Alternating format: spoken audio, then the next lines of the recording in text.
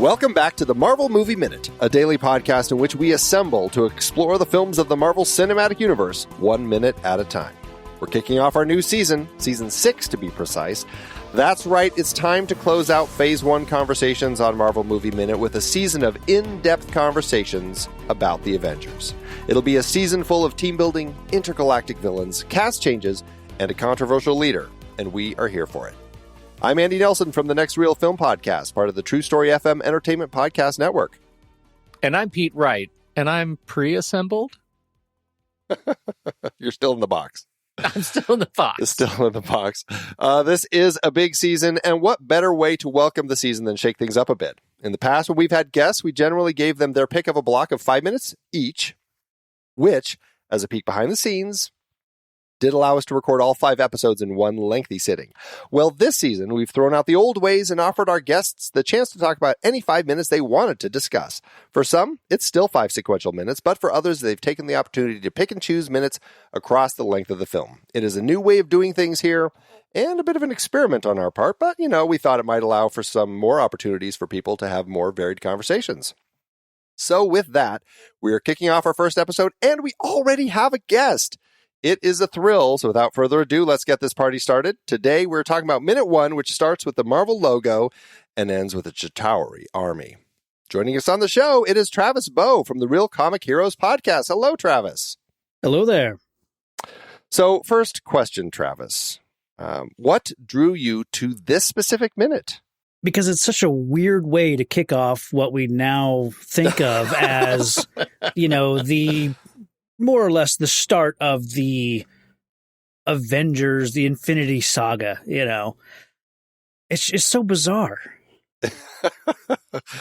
Pete, is that your read on this start of this film? Yeah, and it just keeps getting weirder. And I'm in the bag for this movie. I just want to say up front, I love this movie. And every time we watch this movie, this opening is weirder. And I think especially coming off of Captain America, this it's a post-credit scene tacked onto the beginning of this epic film. And I think it's bonkers. But it does give us a chance to talk about the Chitauri. which I love. So I back to you. I mean, you aren't as much in the bag of this movie. I imagine this just lights you up with excitement to talk about how dumb it is. Well, it is a strange start for a movie. And, people walking into this know that it's based on comics. And a lot of people who walk into this probably watch this opening and just say, I don't know, it's just a bunch of people from the comics and I don't know who they are. We're hearing a voice of somebody talking who we never really identify. Yeah. No. It's just a voice and a back of some character talking on a meteor is basically what this looks like. Space and talking about the Chitauri, which we get a glimpse of at the end of this minute, and it's, you know what, Andy? Yeah. I'll bet dollars to donuts that if you ask someone how this movie starts, they would not be able to tell you this sequence. I'll bet people don't even remember it. That's fair. Yeah, people probably remember. Oh, it starts in the base, the Shield base when at NASA, right? When Loki lands, basically. Yeah, probably. I bet you are right. Yeah. Okay, so obviously we start with we get our Marvel logo, we get our Paramount logo, 100 years celebrating Paramount's history, and then we get kind of this blue Tesseract glow, which is kind of melding the logos together and introducing us to the story. And we're getting the voice of a character named The Other. Literally, The Other, with a capital T, capital O, voiced by Alexis Denisof, played by Alexis Denisof. Questions first off, is The Other ever identified as The Other in the film? No. In any of the films, other than just in the credits? I don't think so, because he shows up here in Guardians of the Galaxy, where he gets killed. Yeah, and I think if they'd planned all this out, I think this would be someone from the Black Order, Ebony Maw, or maybe like a Corvus Glaive, someone like that. I don't even know if Jonathan Hickman had created the Black Order when this movie came out. But I think if they went back and changed things or something, I think this would be that type of person like the Maw. Well, and it's possible that the other would have made it to Infinity War and Endgame had it not been for James Gunn to decide that he needed Ronan to look more powerful and to decide, I want to have him kill the other. And, because of that... I don't mean to jump ahead. Was the other recast for Guardians? Was it the same actor? Same actor, but I believe they allowed him to have a little more of the actor's persona coming through than he was in this film, which is very hard to hear, or not hard to hear, but his voice is obviously modulated and he's very little recognizable. I mean, his face is mostly just makeup and coverings. So, and the other was in the comics, right? I'm not sure.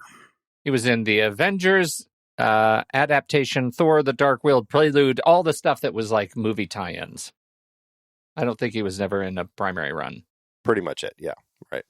So pretty much created for this and is talking to somebody. I really went back and forth over the scene where we have at the start of this minute, trying to figure out what the heck the other is standing in front of. A throne. He's on the backside of a throne. Well, it's scripted as two ways. I found two versions of the script. One says the other speaks to a disembodied figure in a chair, and the other says, kneeling behind a throne, a clothed armor figure known as the other bows. So it's a throne, it's a chair, but it's very hard to kind of tell. When you're looking at it from our angle coming up behind it, I don't know. Could you tell it was a throne, or did you know because you'd read about it? It is very abstract. I think because I know who's in the throne, it reads more as a throne now watching it. I think they're going for the little space floating meteor fortress thing that Thanos has in the Infinity Gauntlet storyline, because this is like a big stone structure with a big throne floating out in space, and I think that's what they're going for here, which works in comics. I'm kind of glad that this I don't know, location doesn't really come up too often in these movies, because again, it works in comics, I think. Yeah. So that's why I think it reads more as a throne to me, is that I vaguely get what they're going for, I think. Yeah, I think it's a gift for those who know already, but man, apart from just a few cuts of Loki in this movie that we'll come to, we don't see it much. It's really relegated to pre and post credits. Yeah. And it's not even identified. I mean, there's one draft of the script where it just says exterior unknown area of space. And then it says a floating staircase among the rocks. We threw in the towel, exterior. Yeah. Yeah, right. The other one gives us a little more. It says exterior throne room, space, night. But nothing calls it sanctuary, which is what it has come to be called. Yeah. And so... all of this is a I don't know. I guess it's a tricky way to start a film. It's very fantastical.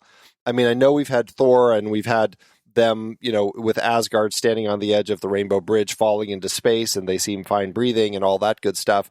But this is suddenly we have meteors floating in space and people seem living on it. So it's very fantastical. We don't know who these characters are, what they're talking about, other than the Tesseract. And so as the start of this big culmination film, it does seem like a strange way to bring it in, bring kind of everything together. And so I guess it works, right? In a way where you're throwing a bunch of mysterious stuff at the audience. Would you say that kind of could work? Yes and no. I think introducing the Chitauri here, I think, is a waste, because by the end of the first act, no one's going to remember seeing a quick shot of these CGI gray army. I think the place to introduce them would have been in Loki's little mind bridge kind of flash when he goes to have a conversation with the other. Introduce them there as he's, and now your army is ready. They'll be there, soon, or something like that. Then have Loki aware that he's going to be commanding this army or something like that. But introduce them then, show them off, have that shot from Two Towers where Sauron and Wormtongue get a look at the army of Uruk-hai, something like that. For sure. And then Loki can be kind of like in awe of what he's about to do. Here to throw in the Chitauri, I think it's just kind of a waste. Mentioning the Tesseract, I think is fine because it was in the last movie. Yeah. Kind of a bridge there that makes sense, but we don't know what it's for here. It's an abstract. This opening feels like what the X-Men series would do with intros of like flying through DNA strands, and it's just abstract. It's abstract comic book movie stuff that I think they thought they had to do because it's a comic book movie. Or it's Joss Whedon directing a comic book movie, so I don't know. But why is my question? Like, it feels so much like it's checking a box that nobody needed to write down. Like, we already hit it. It's not like they're introducing us to space, to Marvel space for the first time, right? We've already had Thor. We know that there exist things on other planes and other universes. We've already earned that. And it was fine. Like, it was fine. We did a whole season on it. Why are they doing that? And I would just amplify, why do they hide? Why do they feel it necessary to show us Loki with the outfit, but not show us Loki? Like, what is the point of hiding the character? I think this pickup shot. Right. I think this whole thing is weirdly constructed, and I'm with you. I think introducing the Chitauri here sets probably the wrong tone for a movie that spends most of its runtime much more grounded than space meteors, floating space rocks. Well, and I think the way that you described it, Pete, actually is the perfect way to describe this. It feels like a post-credit sequence at the start of the movie, because none of this feels really connected to the story. If we're building a story where Loki is our villain, it seems like we should be starting very specifically with Loki getting us into the story, rather than this kind of this disembodied voice from this character who we barely get a chance to look at, talking about stuff that doesn't make a lot of sense to us with this army that we've never seen before, of things we can barely discern in the quick image we get. And then no reason to care about. Right. Yeah. And then hide our villain. We hide the villain. Yeah. So you don't even know, like, who's getting this scepter and why. And it's such a strange way to start this film. Imagine getting this as a post-credit sequence to Captain America. Yes. Yeah. That's a teaser. Because I think what was the end teaser on Captain America? It was a trailer for Avengers, right? Well, it's a cut scene from about 20 minutes into this of Steve boxing, and Fury comes in and talks to him and recruits him. Yeah. And then a trailer, more or less, and then essentially, really terrible trailer. Yeah. So, if this could have been ready then, man, that would have been a way to... What was the time difference between Captain America and this? 6 months? I mean, it was a year. A year, yeah. Well, it does make me wonder, like, I'm curious about the history of this now, because this might be a good time to talk about this alternate opening that we had with Maria Hill being interrogated, because had this been ready and had this been a post-credit sequence at the end of Captain America, that would have made so much more sense. And then we would have had this alternate opening with Maria Hill kicking things off for this movie. And I mean, we'll talk about how this works. But still, that probably would have made a lot more sense. It would have left things mysterious. We would have been like, what is all this stuff going on? And then leading us into the long wait, keeping us excited for when the Avengers did open. I think that would have made a lot more sense. Yeah, for sure. Especially because, like, when you talk about hiding our central antagonist, he has such a dope entrance in this movie later. Like, in just minutes, he makes a perfect entrance. And that's dope. I want to, just speaking of his entrance, though, I am a little confused because at the end of Thor, we were a little confused as to what happens with Loki. Sure. It's like he falls into space and just kind of falls. Apparently, according to the Marvel Wiki, it's a wormhole, and he falls into a wormhole. This wormhole takes him to Sanctuary, where he encounters the other who offers the chance for him to serve under Thanos' command, giving him the scepter, all this good stuff. But there is also a post-credit sequence at the end of Thor that shows him mind-controlling Eric Selvig as he is getting recruited by Nick Fury to join the S.H.I.E.L.D. and help with the Tesseract energy exploration. So I am a little confused about kind of where Loki's been through all of this. It just hit me that Loki could have been on Sanctuary and could have done like a mind. I don't think he would have had to have been next to Selvig or like physically been there. I think, through reading Thor comics, he could have essentially done what Doctor Strange does and, astral project himself to Selvig during that whole thing and kind of manipulate him then. So that would work for me if he was on Sanctuary when he was controlling Selvig, manipulating him. And that's entirely possible. I guess it was, Thor, when the end of Thor happens, it is the end of Fury's big week. So that was June 2nd, 2010. That's when he falls into the wormhole. Now, this film starts May 1st, 2012. So it is almost 2 full years. Now, I don't know if Thanos, the other Loki, would be taking 2 full years to put this plan into place. Right. And I should also say he falls into the wormhole June 2nd. June 7th, so 5 days later, is when Fury actually has that conversation with Eric Selvig about helping with the Tesseract. So, I don't know. It makes me think that maybe he wasn't on Sanctuary yet, but I still like your idea. Maybe he was somewhere, but then I guess the question is why does he have that why does he take over Selvig for that brief moment and then wait 2 years really to do something with it? Yeah, right. I've never really thought about this movie in relation to everything that comes after this, because this movie doesn't really set up the Infinity Gem saga like what we come to know, with Infinity War and Endgame, because why wouldn't Thanos just show up, take the Tesseract? They give him, they're handing Loki the Mind Stone. The Mind Stone is giving away an Infinity Gem.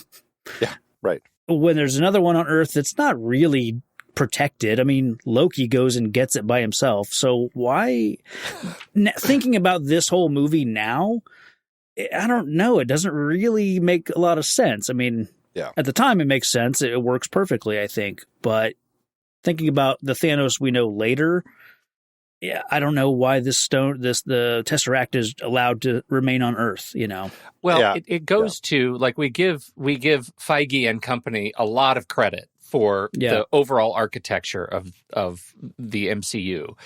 But looking at this movie as a standalone item, I think it's really great.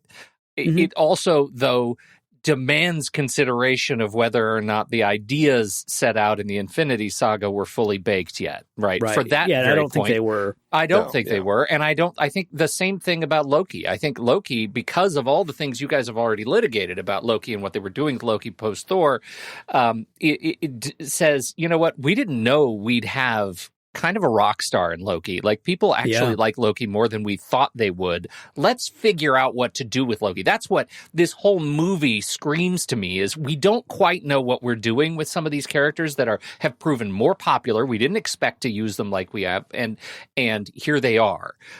Just look at what happened with Coulson later in this movie. That is another data point on we don't know what we have here. Here's somebody who's vastly more popular. We've got to figure out how to do this, thus Tahiti. So, I know we'll talk more about that as the season progresses, but that's what I'm getting out of this rewatch. Yeah. Yeah, I definitely had those same questions with Thanos, because I'm like, he's giving away an Infinity Stone. Yeah. The Tesseract is a very easy one to get. Apparently, it only takes, and we can talk about the logic of how Loki arrives. Actually, I guess Pete and you and I will talk later in this week about that. But still, it's like, couldn't Thanos have just done that and then have two and not have dealt with Loki at all? Yeah. But hey, yeah. And going back to the alternate opening Yes, let's talk the about whole conversation that's happening there, that almost feels like they're setting up more of a secret invasion or a Civil War storyline as like the big, culminating thing, because they're grilling Maria Hill about, what did you think Fury did wrong or right? Or, they're like, she's really anti Nick Fury, it seems like. And they're also questioning, like, what was he thinking? All this, it just feels like they're building mistrust here. It was a very different take on the story initially. Maria Hill was kind of against Nick Fury. She was a bigger part of the story. I know one of the reasons that they pulled this as an open to the film is that they felt like they needed to be focusing on the main characters as opposed to her, and putting her right at the start seemed to make her this really big character. Although I would argue when she does show up in a couple minutes from now, it seems, because we don't have any of this, it just seems like, who is this person and why are we following her now? Like it seems like she never gets an introduction anymore because of that.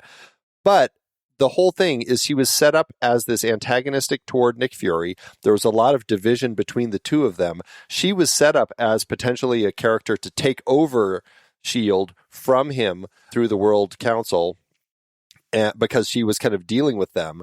And so it's this strange thing to kind of build this antagonism between these two characters, and then to decide, no, we really want her to always be on Fury's side.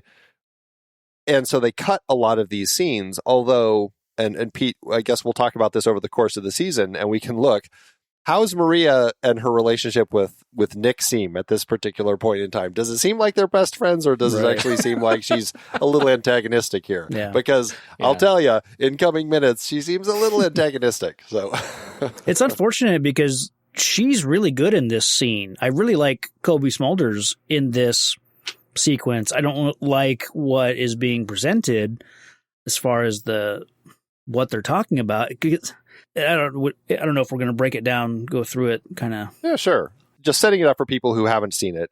It starts off with seeing the aftermath of New York. You're seeing all the damage that has been done.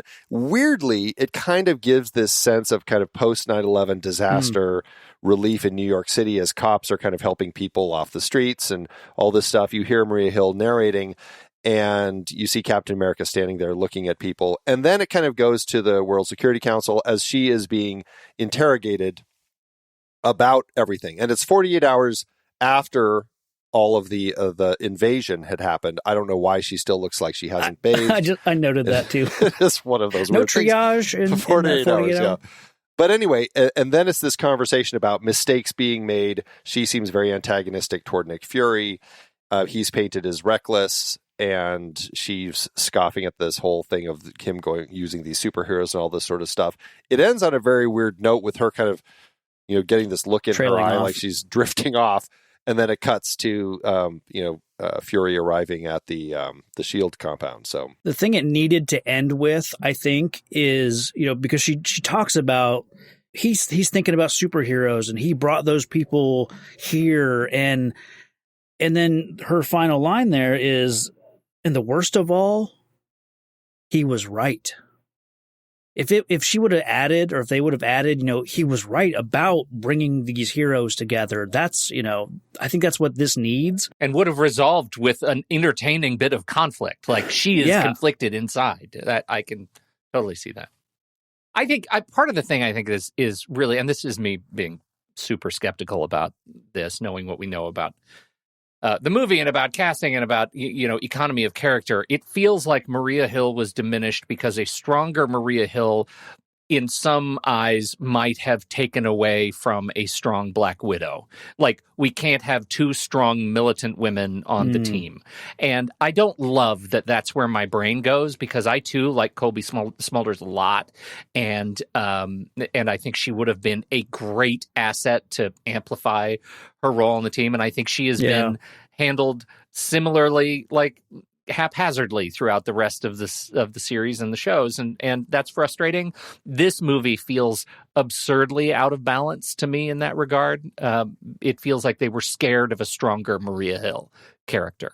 And that definitely makes sense. I mean, I can see from their perspective saying we're starting off with this character no one in the audience has ever met before, Right. and thrusting her into the spotlight as a major character of the movie, and we still have 6 superheroes plus Nick plus a villain plus all these other Chitauri and all these other things. There's a lot of people that we have to deal with, and now we also have this character that we have to really build up. But because they started it this way and then they removed all of that, it ends up making it feel very weird when she actually does come into the film, because it just seems like, who's this assistant that suddenly is getting so much prominence? Because I don't even think they say her name. The display text does say Maria Hill in this. In this, it does. Yeah, in this. Yes. But in the actual film, it's she's just there with Nick, and then they're having these conversations, and you're like, who is this person that he's talking to? I think Fury may address her as Hill, but you don't really know. And I think at this point, she was a fairly new character, I think. Maybe a Bendis, like he might have created her a couple years prior for Avengers Disassembled, and then she became kind of in the spotlight in the Marvel Comics in 2006 with Civil War. She became the director of S.H.I.E.L.D. at one point. Yeah, but the character never really gets her dues in any of the movies, really. Well, and in the scope of what they were trying to do with this, bringing in this character who potentially was going to take over S.H.I.E.L.D., that makes sense, right? If she had done that in the comics, then to have her coming in as a potential antagonistic character for Nick, then that could have worked. But as it is, she does seem misused, unfortunately. And I don't know if having this element in the film would have helped at all, because it is introducing kind of this extra level of antagonism. And I mean, I guess if it was there, and I mean, if the film was like a half hour longer or something, we could have had a little more development of it. But I think I would have struggled had it started this way. I don't know if I would have liked it. There's some good visuals, I think, in this scene. Particularly the shot of the police officer, like kind of helping the lady, and then it pans back and Cap is there just kind of taking it all in. Like, I like that I kind of wish had gotten thrown into the montage at the end. But then there's stuff like a cut to an angry Hulk, when she's talking about, I don't know, mistakes being made maybe, or something like that. They cut to Hulk, hulking out. And that doesn't really work here for me. I mean, I know that was a big sequence in this movie is the Hulk on the helicarrier thing, but if this movie had featured the Avengers versus the Hulk, kind of the way the original comic had or basically Hulk as being controlled by Loki, if that was an element of this movie, then maybe I'd like that here, but that doesn't really. This whole thing did no payoff. It feels like it's weirdly setting other things up. Like she's talking about friends were killed, even heroes and stuff like that. And you see Iron Man's mask fall to the ground, and it seems like weird implications. As kind of a weird, heavy-handed faux flashback to, wait a minute, does Iron Man die in this movie? Yeah. It's like, it seems like it's setting up some strange things that don't ever happen. So I also think at this point, we're more or less being introduced to the World Security Council, and that whole idea never really goes anywhere. I think they come back in Winter Soldier, but it's really an element of this world that they just forget about at a certain point. I mean, it feels like it works more for like the S.H.I.E.L.D. TV show, and I think even Powers Booth was in that a couple times, right? Okay. Yeah. So it feels appropriate for that level of, being this oversight committee, but I don't like even in the finished movie, I don't care for the World Security Council stuff. Well, I suppose it works in for me only because of how it plays out in Winter Soldier when one of them is there, Jenny Agutt's character.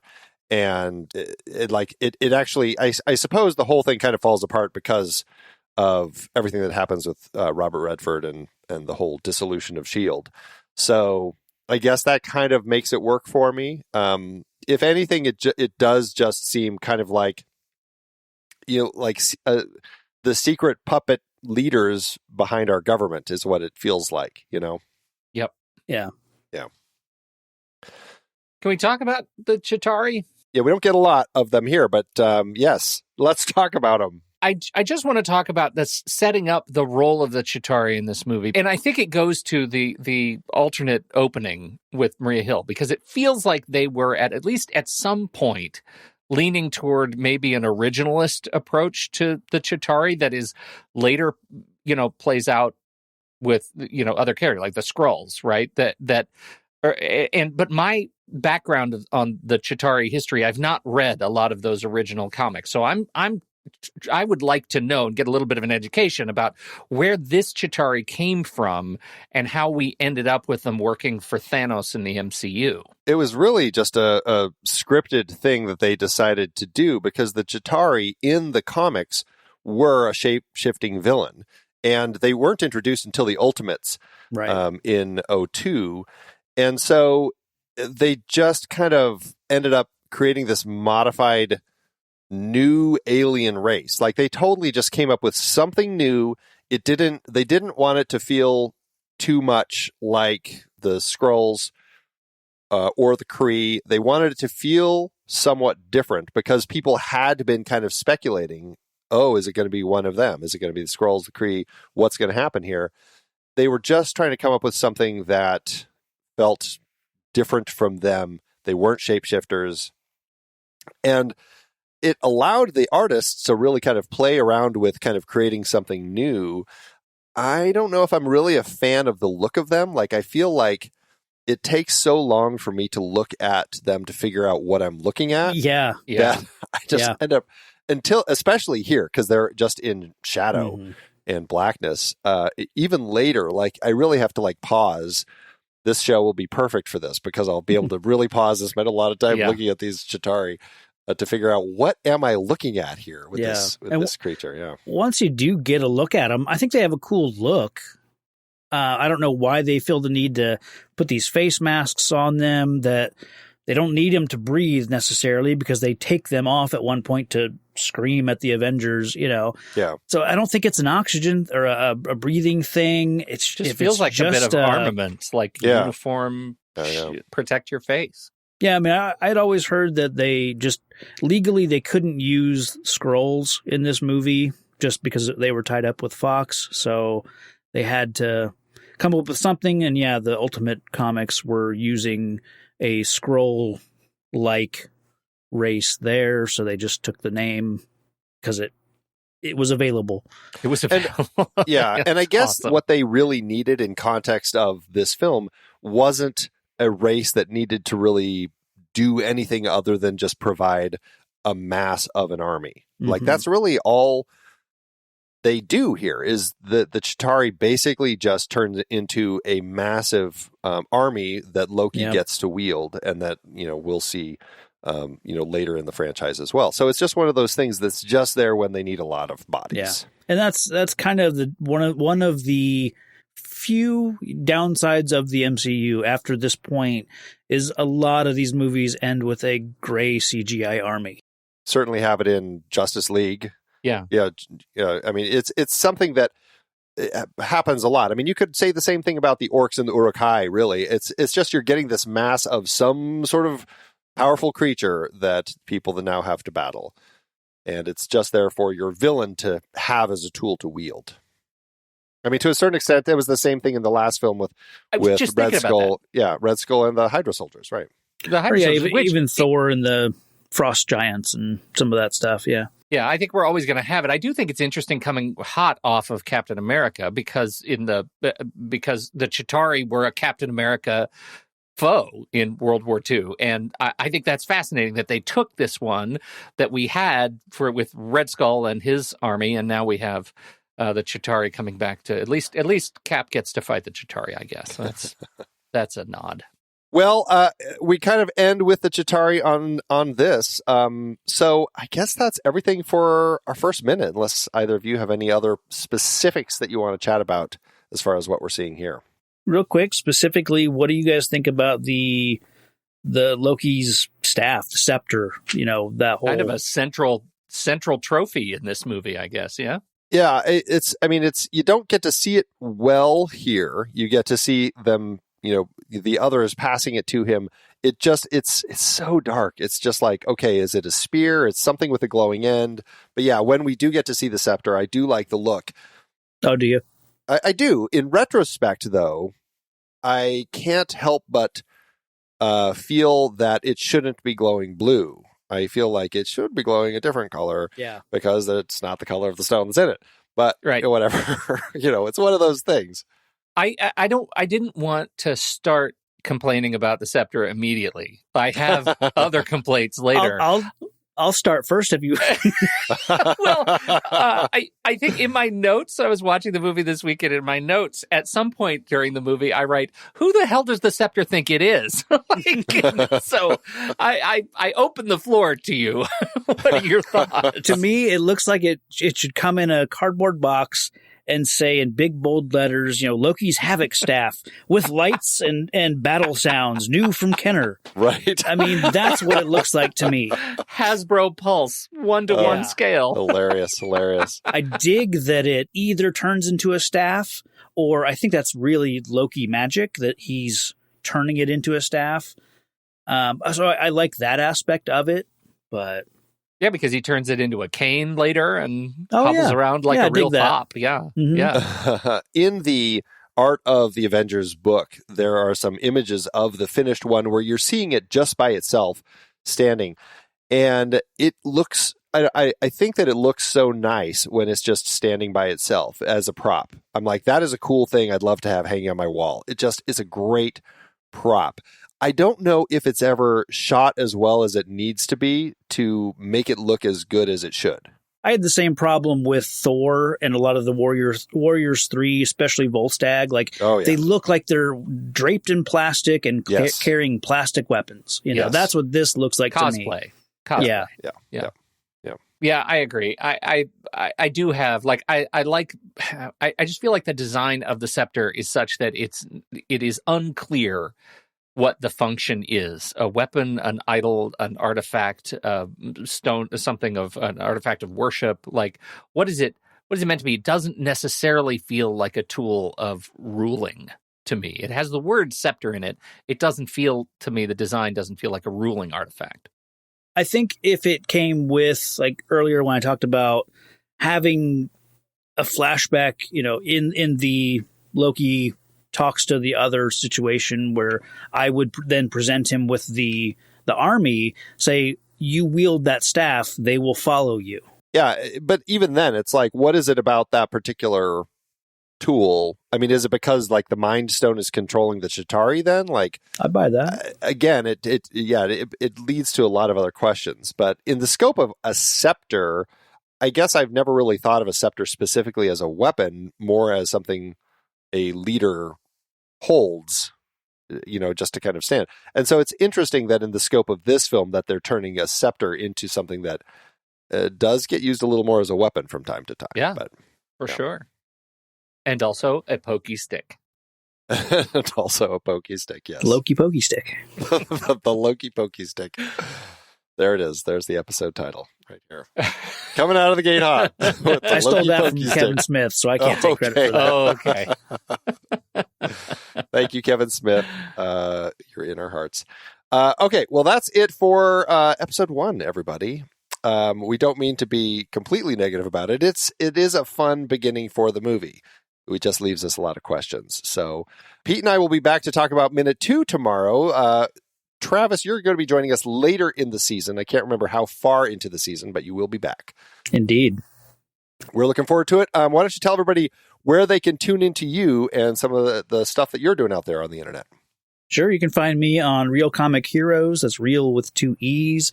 And over there, we do comic book movie reviews, and we do them in release order. So we're still way back in the mid to late 90s as of this recording. We did Spawn and Steel, things like that. So we won't get to the Avengers for, say 20 years. Yeah, I was going to say 30, 40 years. Yeah. So, but yeah, check that out. That's awesome. What was I joined you on The Punisher. Correct. Dolph Lundgren. Yes. That was a fun one to talk about. That was the first time I had seen that movie. So it was fun to talk about. Well, check that out, everybody. We'll have links in the show notes, and we'll be back tomorrow for minute 2. So thanks as always, Pete. I don't think the floor is going to fall out from under us yet, but soon. Until next time, true believers.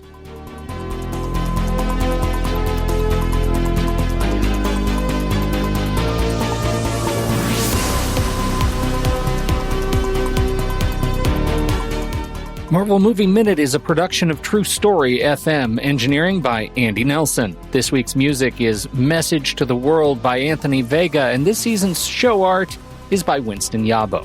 Find the show at truestory.fm, and if your podcast app allows ratings and reviews, please consider doing that for our show.